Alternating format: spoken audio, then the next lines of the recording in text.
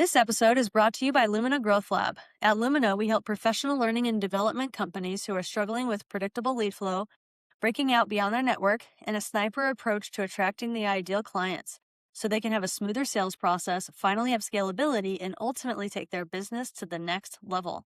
Most of the time, our clients come to us frustrated because business has fundamentally changed since the pandemic and now the disruption of AI. But with the right strategy and support, they're able to confidently add new channels of lead generation, leading to a packed pipeline that creates sustainable revenue and year-over-year growth for cheaper than ever before because of the use of AI technologies. If that sounds like you or someone you know, connect with me on LinkedIn and I'd be happy to have a conversation with you about unlocking your business's potential. Now, let's dive into today's episode. Welcome to the Marketing Matrix. I'm your host, Lisanne Murphy, and today I am joined by the incredible, talented, and beautiful Val Bath. Valerie, thank you so much for coming onto the show today. Thanks, Lisanne. Thanks for having me. Hello, everybody.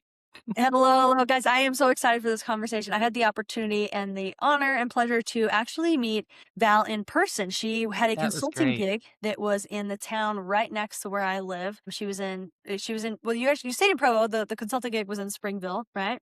That's right.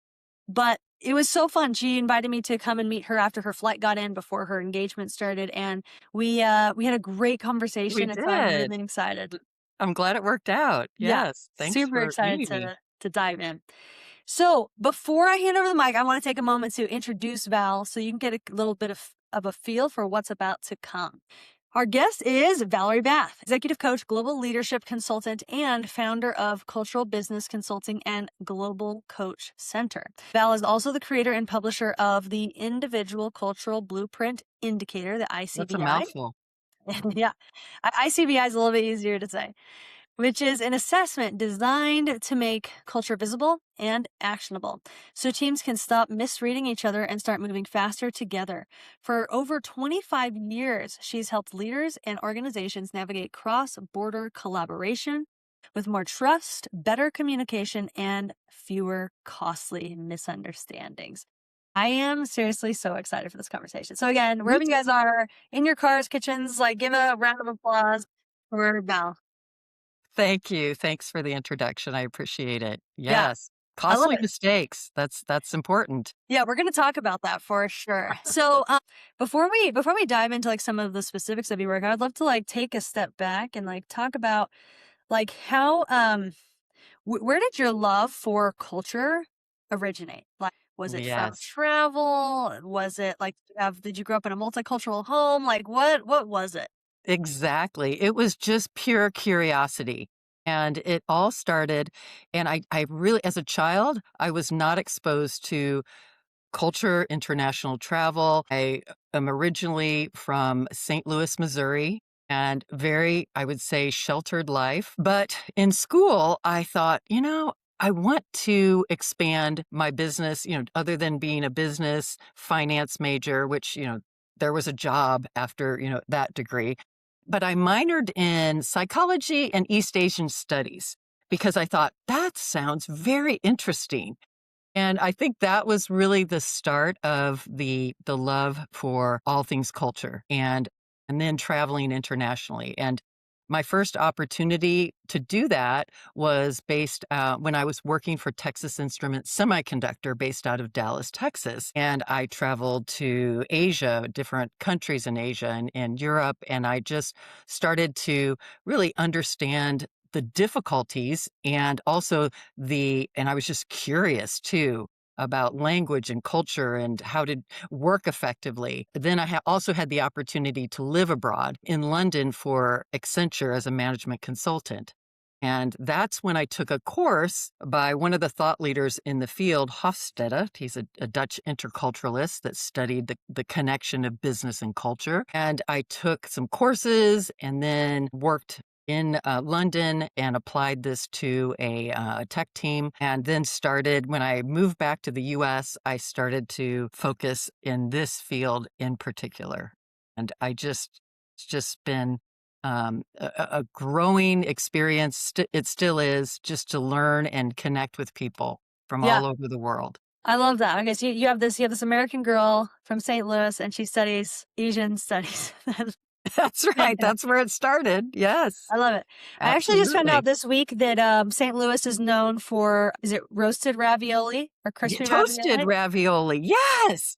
They're the best. You know, Costco, I believe, started to carry it a few years ago, but there's an Italian district in St. Louis, and they have an area called the Hill, and you can find authentic Italian food. So if you're ever in St. Louis or anybody on this podcast, go to the Hill and Okay. find really great toasted ravioli and other things. They're all I Italian. literally, I like just, I was in a group chat with some friends and we're getting together and doing an Italian night on Saturday. And they were like, oh, we're going to try to find some toasted ravioli. And I was like, what's that? And they're like, it's like actually famous in St. Louis and they're all from Yes, Missouri, like all these friends. And so that's right. it's so funny. I was just like, oh my gosh, I was just learning about toasted ravioli like I love it. just yesterday. That's Great. amazing. Okay. The Hill. Got it. Okay. First gem for you guys to put down. You weren't expecting that one today. That's right. Bonus. Okay, so I love that you seem to have just like this innate deep curiosity, Absolutely. right? That Yes. just in your life path, by feeding that curiosity, your life path has like led you to some amazing experiences. I would love, you shared an amazing story with me when we were together about the moment where you breached some cultural understandings in a meeting. Mhm. Mhm. And it was like your first eye-opening experience to like, wow, like understanding culture, like before proceeding in business interactions is like really important. Would you mind sharing that story? That's right. The one in Japan? Yes. Okay. So I You're like, was which one? yeah, right. Just wanted to check. There's so many stories. So I was in Japan and working at the company Texas Instruments, and I was presenting in front of a group of Japanese people. And they were in our same company, but we were implementing global wide systems. And so I was up in the front with a PowerPoint presenting the new system. And I had a lot of great eye contact.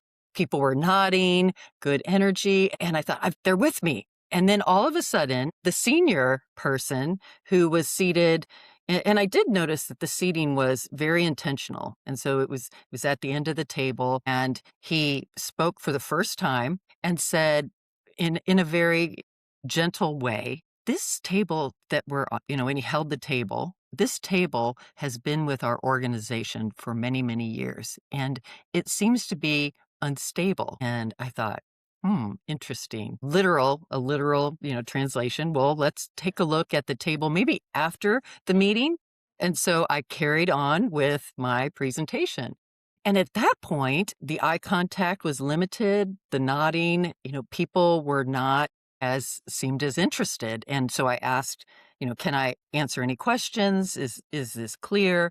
And I really didn't have the feeling that they were interested anymore. And so I left the meeting feeling disappointed and confused, Yeah. actually. So, anyway, any ideas on what had happened? I always ask this in my coaching or sessions. Yeah. Do you have I mean, any I idea? really like, I, I don't, I mean, I don't know if there was like something in your presentation that turned them off and like there was like a secret code Yes, that was secret going code. on or, Yes, or was that's had the right. senior leader made a decision already and he was trying to communicate that to the other people in the room without offending you because there's like a high respect culture in Japan. I don't know. Like those are That's right. All those things. You're spot on. That's right. And the secret code is really what we talk about around indirect communication. And in Japan, most of the time, decisions are made outside of meetings with individuals one on one. And then the meetings are there just to yeah. celebrate it, or then, Mm, okay, let's move forward. And so the senior person hadn't made a decision yet. yeah. And in quite a few of the US meetings, it's about making a decision in a meeting, action plans moving forward. Do you have any questions? And so I was very confused. And so the secret code would be anytime the senior leader talks about the table, that might be a code or cue that he doesn't agree. And he Mm, does that very politely in a formal way, not to embarrass me or anyone else. mm, Or you could even stretch it a little further where it would be the table is the organization and the legs that support the table are the subordinates and they were not supporting the table. So it's become unstable. You could even think about things as a metaphor or story around how he's Yeah. thinking. And so I thought that was really interesting. Someone had talked about that after the meeting, and so I'm like, okay, what this Yeah. is indirect communication, and Japanese cultures is uses silence to communicate in many ways, disagreement or just they're just thinking through things, but in many times Yeah. silence can mean disagreement. This is crazy to me. Okay, so like, well, and this is also like, I don't know, it almost like makes me like scared to communicate because there's so many levels of culture, right? Like you have the culture that people are raised with, and so they just take that culture into the world. Organizations have their own culture, like you're referencing, like perhaps like that one company had a secret code. There's also a culture, like a social culture that happens like based on like where you're raised in the world. So Mhm, like, and mhm, all of those come into play, whether consciously or subconsciously in any interaction. Like, right. Yes, how do you navigate that sea or understand right. what culture to What lean culture into? is, right. How do we define it? And it's essentially it's the operating system that is how we think. And so in many cases, people say, well, it's where I'm from originally, where I was raised. And yes and no. There are studies that have been done that based on where you're raised and your caregivers or parents or who raised you, where they are, where you're living, because the brain starts to your operating system is formed by the time you're age 12. So Mm, that's quite a bit of the study and research around it. Now, however, based on where you live and move to and organizations and friends and things that shape your operating system, then that can really determine, many things, especially in the workplace, right? How decisions are made, how trust is built, how people expect to be communication, their preference, feedback. All of those things are based on the cultural influences. mm. So how something you talk about is like the self-awareness of culture, right? Yes. Oh, yes. How would you are people aware of their own culture? Like forget like another company that you're trying to interact with. Like are we even like Right. aware of our own culture? Exactly. Well, I think some people are, some people probably need to, think about it. I mean, if you just take some time and think about what shaped your cultural profile, right? Your life. And then I think many people really start to think about the self-awareness of themselves when they are in a different group, organization, region, country, wherever it is. That is when I think self-awareness is really becomes Uh, um, uh, possible. And so, but self-awareness is number one, is the first thing that I do with any coaching opportunity or client or, an awareness session is let's start and first talk about me, right? What is my culture? What are my communication preferences, work style preferences, and where did those come from, right? And my agility. Am I mm, able to be agile in how I communicate with people? Do I see myself communicating differently, working differently, or being aware of how I'm being perceived? That's yeah. another huge question. Yeah. Super Yes. good questions. I had the opportunity a couple of years ago to spend a couple months in Japan, and I love how you say like it's by taking yourself outside of your culture that you realize your culture, right? Right. Yes. And I That's was in right. this very, very small mountain town that takes, like 9 train connections to get out to a little town called Koyasan. And Mhm. while I was there, I had this Japanese man approach me when I was getting some ramen at a shop, which is very rare, right? For like a Japanese person to come up to anyone, like Yeah. especially like person. And he asked, like very politely, there was a seat next to me, like I was at this like ramen bar, seat Okay. next to me, and he asked if he could sit next to me, and I said, sure. Yeah. And at first I thought he was like gonna like try to like sell me something or like I wasn't quite sure what he was doing. And he very quickly just explained that he is trying to work on his English and he's practicing his English. And so he obviously saw that I was, a white woman and most definitely spoke English. And Yes.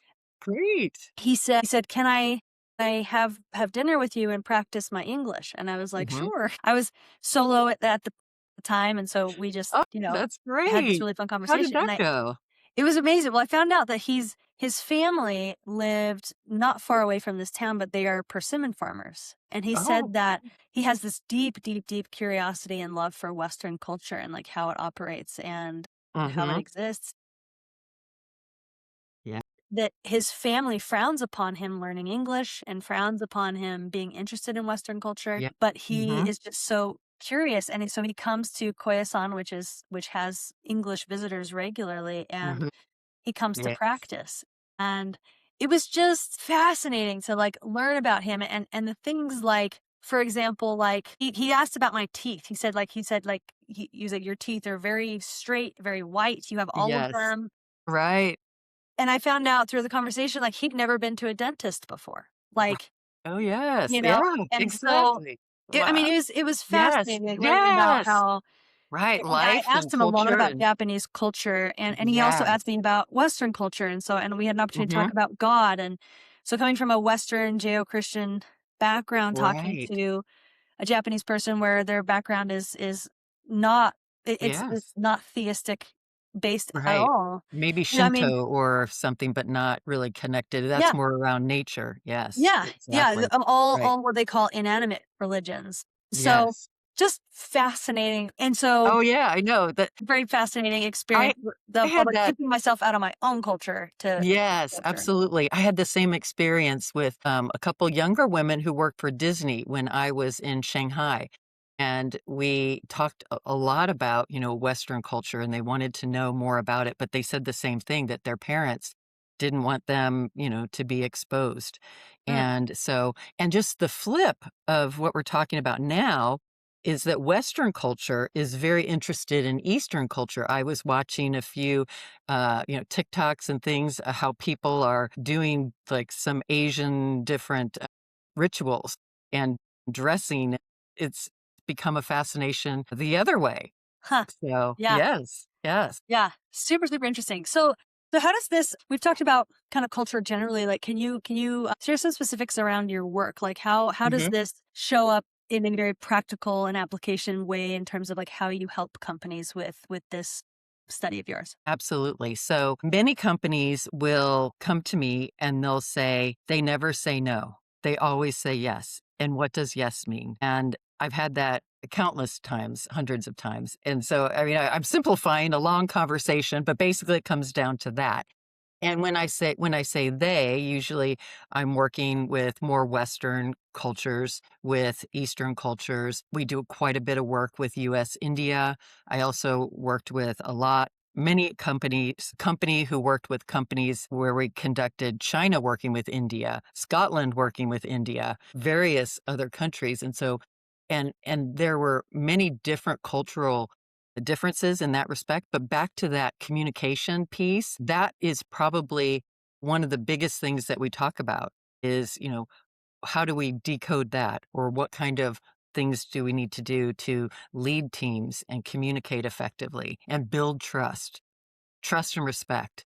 Yeah. So is it now is it these companies like that are wanting to open offices in India, or are they acquiring companies in Hmm. India, or like what are the like types Right, of business situation that are needing them to like cross right. that cultural boundary? Yes. Typically, they have already acquired the company or they're working with a team because they typically come to us when things are going south or if things aren't working, things are breaking, communication, trust issues, timelines, deadlines, and they realize that there are cultural issues because the patterns keep happening over and over Hmm. again. So typically these are larger multinational companies, or we also work with smaller startups who have started working in India and then realize, oh wow, we're having some problems. I'd say 75% of the companies are coming with like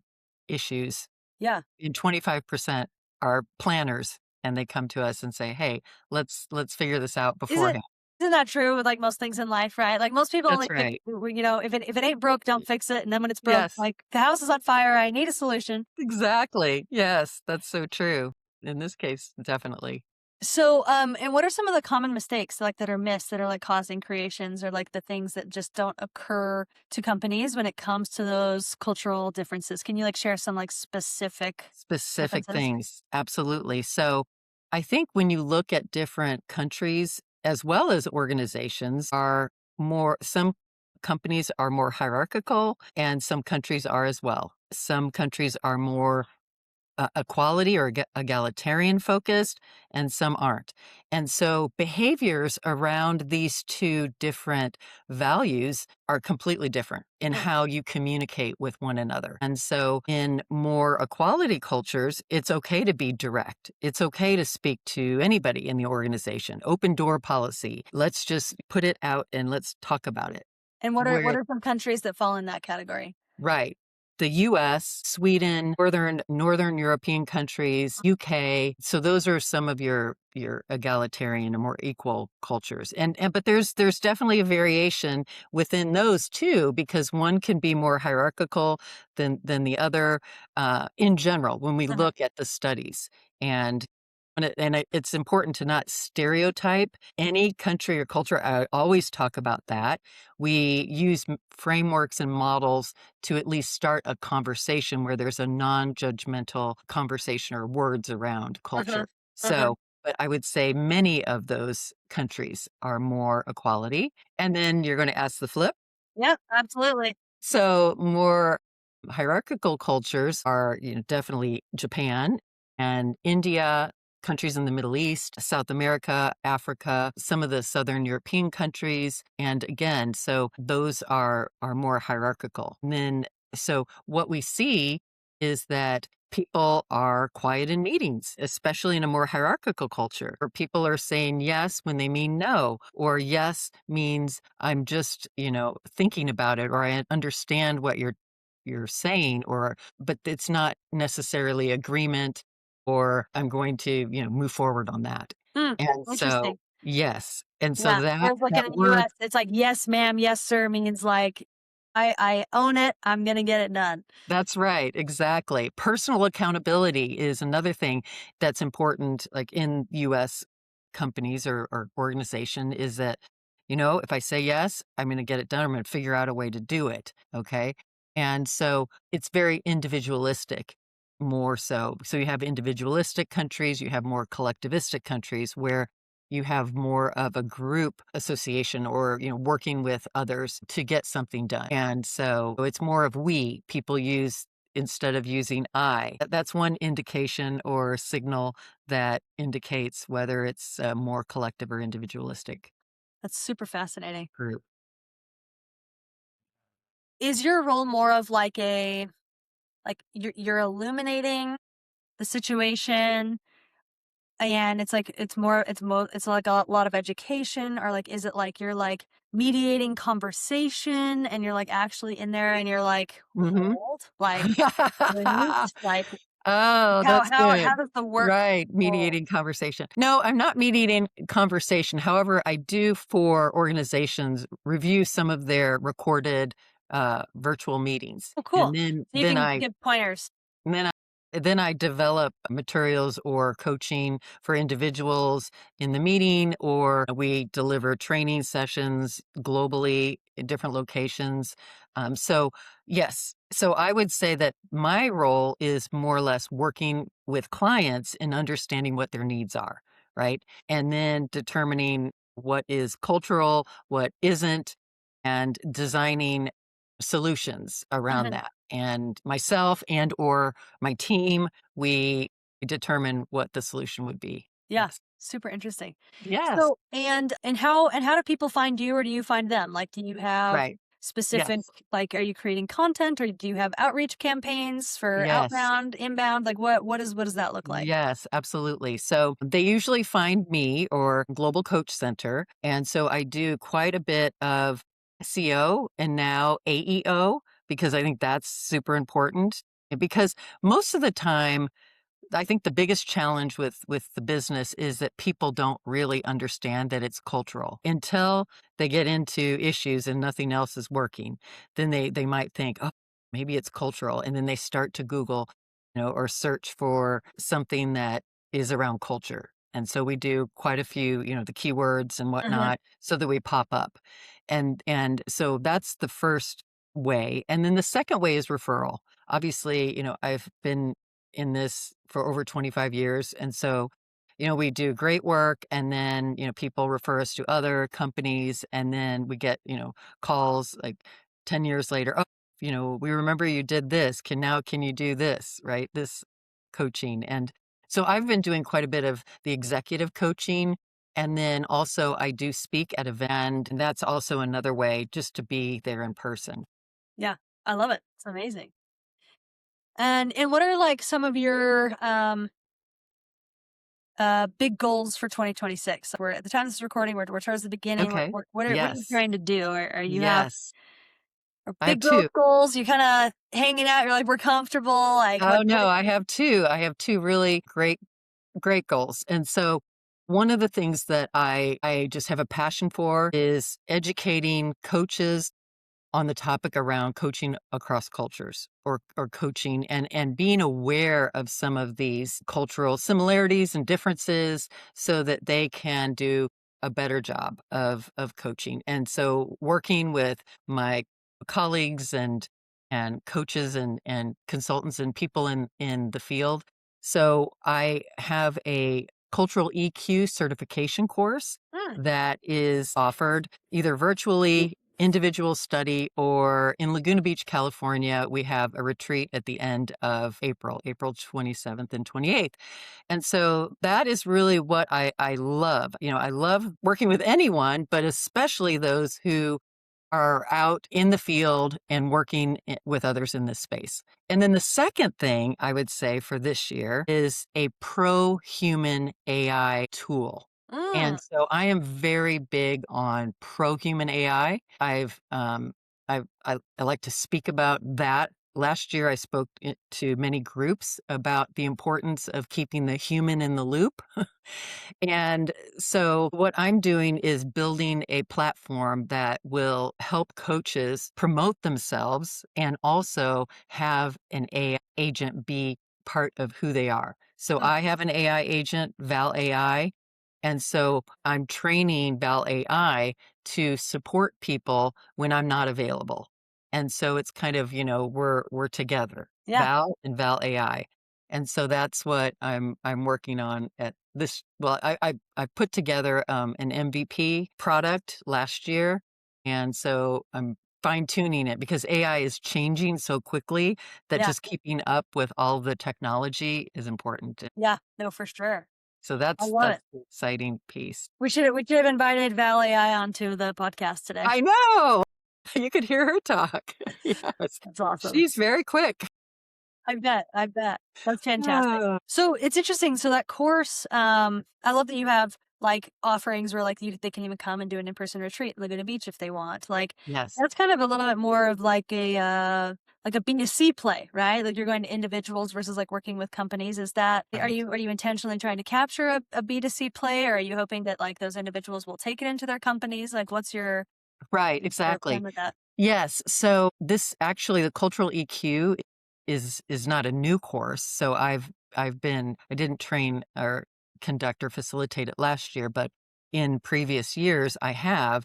And so we have a community of coaches that and intercultural trainers and people who use the process, they use the ICBI tool in their work. And so that's part of, the value. And they use the logo, the cultural EQ logo in Mm. their marketing and on their websites. And so I also get quite a few inquiries from people who see other people with the logo. And they're like, wow, that would be amazing. I would love to have a coaching niche of, being a intercultural coach. And so, and they're becoming more and more aware of that. And this course is also certified through an organization called the ICF, the Yeah. International Coaching Federation. Yeah. That's a big And deal. so, yeah, it's accredited. So, people that are getting their coaching licenses can take this actually after they're credentialed, and it's extra CCE educational credits for Yeah. them. Wow. Wow. So it's like a no-brainer to take it then. Yes, absolutely. Yeah. And be in person. I think that it's great that, I mean, we can do this virtually, but I've never had the in-person session, the retreat by the ocean, and it's beautiful, and so I'm hoping that people will wanna take that That's amazing. trip and join us with other like-minded coaches, trainers, internal people Yeah, that I hope so wanna too. I learn. love that. Okay, so I've got one last kind of a curveball question for you. Okay, throw it. So, but it's still related to culture. Don't worry, don't worry.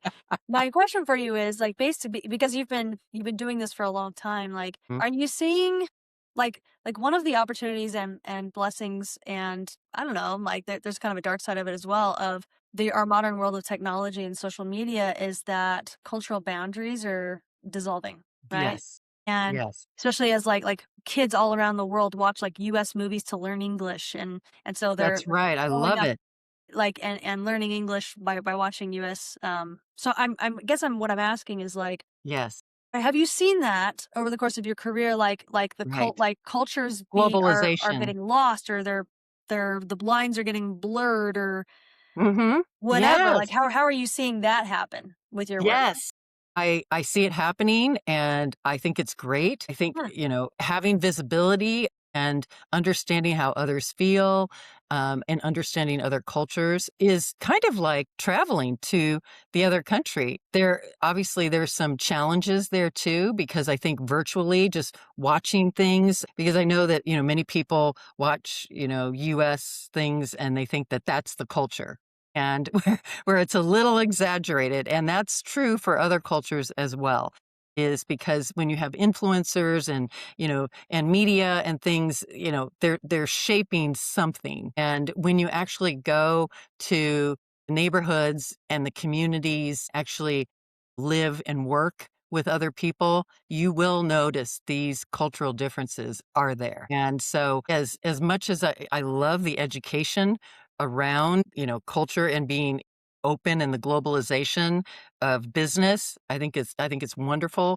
Don't minimize the cultural differences, hmm. okay? Because, I work with people, daily and talking to people and, it's still there. And Culture is still alive and well. culture will always be alive and well.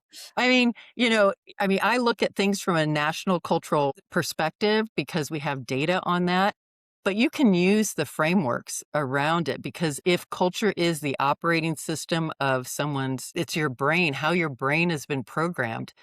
And you could look at your neighbor next door, a group of people that shape a certain culture. I mean, there's subcultures and many cultures within a community, a city, a state, a country. When we think about culture, it's not limited to a national culture, Hmm, but it's definitely a good place to start. I love that. So what you're saying is that India is not just a giant Bollywood movie, That's and right. not Very everyone in diverse, Scotland India. walks around in kilts, essentially. Yeah, that's right. Exactly. Well, invisible culture is what we focus on. And so, you can see all of these things, right, that you're talking about, but what we want to focus on are the invisible, what you cannot see, Mm, and that's the important piece, yeah. right? Yeah, that's What such a good builds distinction. trust, what builds respect, communication, working effectively.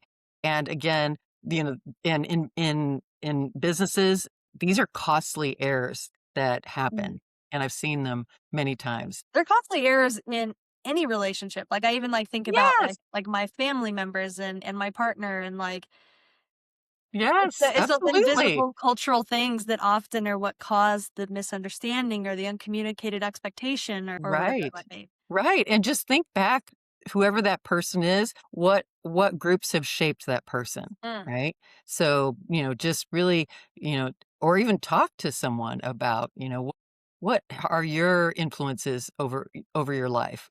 And then you can kind of connect some of those behaviors to values.